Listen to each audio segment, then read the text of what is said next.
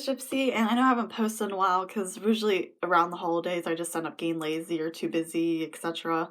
So sorry about that, but luckily the year 2020 has given me a great video option, which I'm stealing from Aki Dearest and her boyfriend.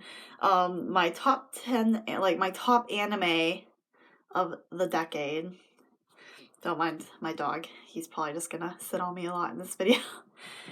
So yeah, I'm just gonna go from 2010 till through 2019 of like all my favorite anime of that year. And to be honest, some of the years I didn't actually like watch that anime till like later in the decade, but like some I just have to work with it because some anime, like some years I just did not watch the anime when it actually came out, so we're just gonna work with it. So for 2010, I didn't actually watch any of these anime like during the year because I was only like, oh man, I think I was only like in 5th grade or 6th grade by 2010, so I didn't really get into anime yet. But I really do enjoy Princess Jellyfish, which came out in 2010, and a runner-up for me would have to be Maid Sama, because that's another one I really enjoy. They're both just really cute anime, and I like both of the guys in it, and yeah, it's just gonna always be a favorite, so that's why I picked those for 2010. 2011, once again, I did not see this anime movie I'm about to mention until later, but I really enjoyed Children Who Chase Lost Voices. I've probably watched that a few times already throughout this decade because I just keep coming back to it and wanting to enjoy it. Because, like, at first, when I first watched it, I was probably like a younger teenager. It's actually like kind of hard to pick up on first. Like, it's a little abstract, or it's like one of those movies you have to watch a few times to like finally understand what's like going on in the story. But yeah, it's just definitely one of those movies I'll never get sick of and could watch like all the time. So I definitely recommend that anime movie if you haven't seen it yet. Once again for 2012, didn't watch any of these, and by 2012 I did start getting into anime finally, I think even by 2011, but it was the anime that came out before 2010, like I was into Soul Eater and Death Note in my emo phase in like 2011 and 12, but obviously I can't mention those, they're not from this decade that we just went through, but for 2012 I picked Kamasami Kiss, and my runner-up was Yona of the Dawn, because they're both just like these really cute anime. As you can tell, I'm really into the freaking, what is that term? I can't think of it right now. The shoujo anime, whatever.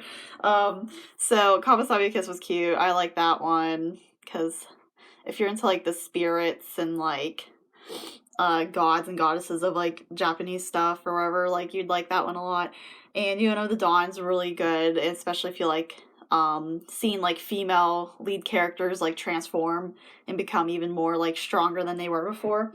That's a really good one. I really wish they would add on to of the Dawn, but I don't know if they would make an earned season of it or not, but it's really good too. In 2013, once again, I did not watch this until later on, but Attack on Titan is my 2013 anime. I do remember my friends talking about it in high school, but I actually did not check it out till like the 2nd season when it came out years later. And I'm kind of glad because I would not want to get invested into season 1 and have to wait like freaking years for it, so I was kind of glad I didn't see it till later. But yeah, it's definitely my favorite from the 2013 animes I've checked out, so obviously, if you've not checked out Attack on Titan, I highly recommend it because it's just freaking awesome. So, as long as you don't like violence, then you probably shouldn't watch it, but it's pretty good. And now, from here on out, I actually probably did watch these anime like the year it came out. So for 2014, was Noragami, because I just really love. Once again, I'm really into like seeing the spirits and the other side of like the worlds and the like anime. So that's kind of like Kamasami Kiss, but not as like girly, I guess. It's meant for like boys. What's that called? The shonen when it's for boys or whatever. So I really loved Noragami. You should check that one out. And my runner-up was when Marnie was there for a Studio Ghibli film that came out that year. It's like weird. Some people totally hated it and thought it was boring. Other people loved it. I think I liked it. Like if I liked it even when I was younger and probably didn't understand all the the life lessons that were thrown in there. Like I should rewatch it because I bet I'd like it even more now. But even like when I was like, I don't even know how old was I, 16. I actually really enjoyed it. So yeah, I need to rewatch that one. And it's a pretty good film in my opinion. If you haven't seen that one for Studio Ghibli yet. And 2015 has to go to Snow White with the Red Hair. Because once again, back on my girly animes with like their cute romances in it. I just love it. Like, oh my gosh.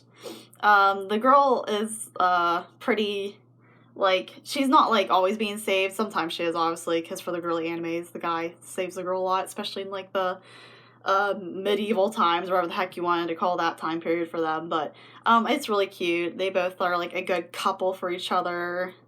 And some of my favorite voice actors are in it. I, like, recognize them instantly, of course. So it's a cute anime if you're into the girly stuff, like I've been mentioning.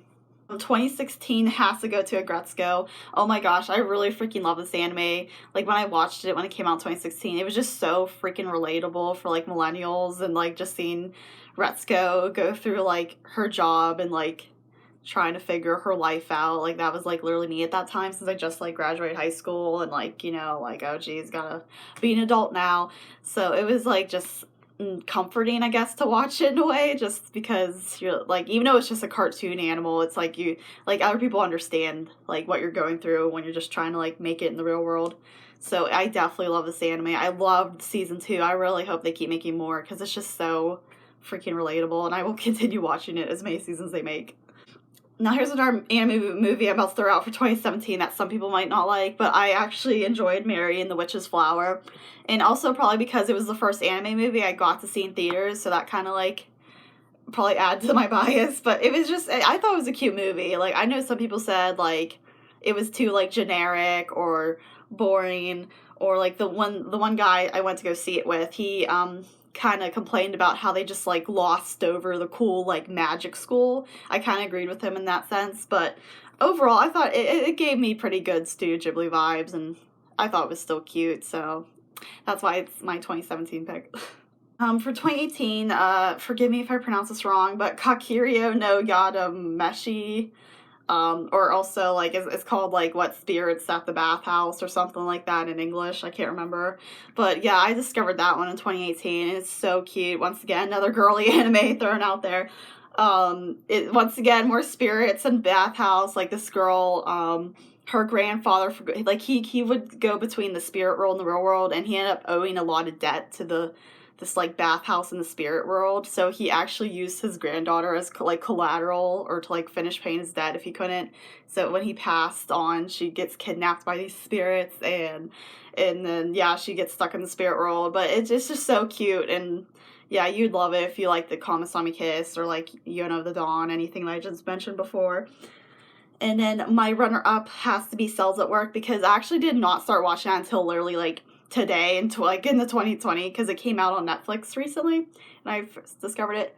But I definitely love it so far. I think I'm on episode, like, 6 or 7. It's just really cute. So if I would watch it on 2018, that definitely would have been high up there too, so that's why it's a runner-up, even though I didn't watch it till 2020. And finally, 2019, it has to go to Fire Force, because I'm just loving that anime right now. I've been keeping up with it ever since it came out in the summer of 2019 or whatever, because I got Funimation now. And I just love it. I mean, my only complaint is way too much damn fan service. But other than that, it's really good, and it's made by the guy who made Soul Eater, so that's probably another reason why I like it, because it gives me Soul Eater vibes, and that was, like, the first anime I ever watched in, like, 2010 or 2011 or whatever. So yeah, it's good though if you don't mind seeing boobs, like, every 5 seconds. But I mean, it's not that much, but, like, it's still, like, in almost every episode. But I still love the storyline and the fighting scenes, so I can look past that part and just enjoy the rest of the anime for sure. And I also had a runner-up for Case File number 221, Kabuki Kyoko.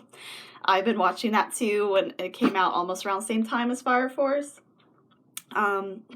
And that's a really good one if you're into, like, Sherlock and mysteries type stuff and murder mysteries. So I've been keeping up with that one too, and it's pretty good and funny. So if you like funny murder mysteries, check that one out too. And that was a decade of my favorite anime. It was a really good decade for anime, I have to admit. I can't wait to see what, like, the 20s decade brings, because I don't know, it's just been great. I don't know what else to say. It's just been great for anime. Even, like, the decade before 2010s, the early 2000s was great for anime. There's a lot I wanted to mention, but of course they came out before 2010. So yeah, they're just gonna keep cranking out all these awesome animes probably, and I'm just gonna keep enjoying them no matter how old I get. I don't even care. Like, in my early 20s, still watching anime, I don't care. It's so enjoyable for me. So I hope you guys enjoyed this, and leave a comment down below if you want to like mention some of your favorite anime from this past decade. And I'll see you guys in the next video. Bye!